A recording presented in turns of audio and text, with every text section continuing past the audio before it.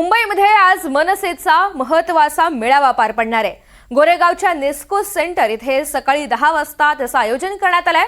मनसेचे नेते, गटप्रमुख, उपशाखाध्यक्ष तसंच मुंबईमधील महत्त्वाचे पदाधिकारी मेळाव्यासाठी हजर राहतील। मतदार यादीतील घोळ, दुबार मतदान तसंच निवडणूक यंत्रणा संदर्भात सतर्क राहण्याच्या दृष्टीनं मनसे अध्यक्ष राज ठाकरे हे मनसेच्या पदाधिकाऱ्यांसोबत संवाद साधत त्यांना मार्गदर्शन करणार आहेत। अधिकची माहिती जाणून घ्या, देवेंद्र कोलटकर आपल्या सोबत आहेत। देवेंद्र, मनसेचा आजचा होणारा मेळावा कोणकोणत्या कारणांनी महत्त्वाचा ठरणार आहे?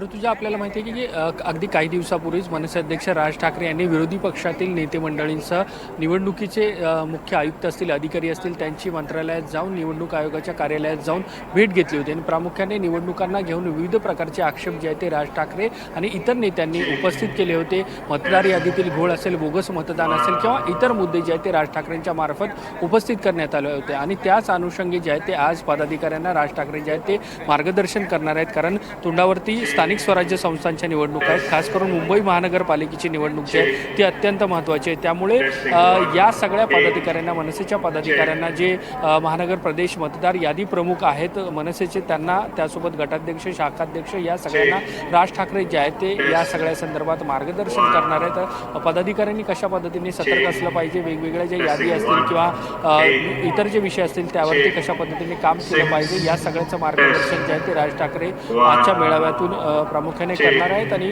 10च्या सुमारास हा सगळा मेळावा चालू आहे। त्यामध्ये राज ठाकरे जे आहेत ते या सर्व पदाधिकाऱ्यांना मार्गदर्शन करतील। त्यामुळे आजचं राज ठाकरेंच्या भाषणाकडे सगळ्या राजकीय वर्तुळाचं लक्ष असेल, कारण निवडणूक आयोगाच्या संदर्भात, निवडणूक यंत्रणेच्या संदर्भात राज ठाकरेंच्या काही बैठका घेतल्या होत्या, त्यावरती राज ठाकरे आज भाष्य करतील प्रामुख्याने। त्याचसोबत गेल्या काही दिवसापासून आपण बघितलं आहे की राज ठाकरे, उद्धव ठाकरे यांच्या देखील गाठीभेटी वाढलेल्या आहेत। त्यामुळे या अनुषंगाने देखील राज ठाकरे आजच्या या सगळ्या मेळाव्यातून काही सूचक वक्तव्य करतात आहे का, कारण कौटुंबिक युती जी आहे ती दोन्ही ठाकरे बंधूंची स्पष्ट पद्धतीने आपल्याला पाहायला मिळते, मात्र राजकीय युती कधी होईल अशा पद्धतीची चर्चा देखील सातत्याने घडताना पाहायला मिळते। त्यामुळे एकूणच या सगळ्या घडामोडींच्या पार्श्वभूमीवर मनसेचा आजचा मेळावा जो आहे तो महत्त्वाचा मानला जातोय।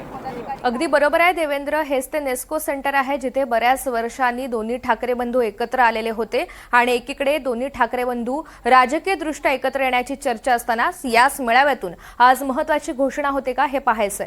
धन्यवाद सविस्तर माहितीसाठी।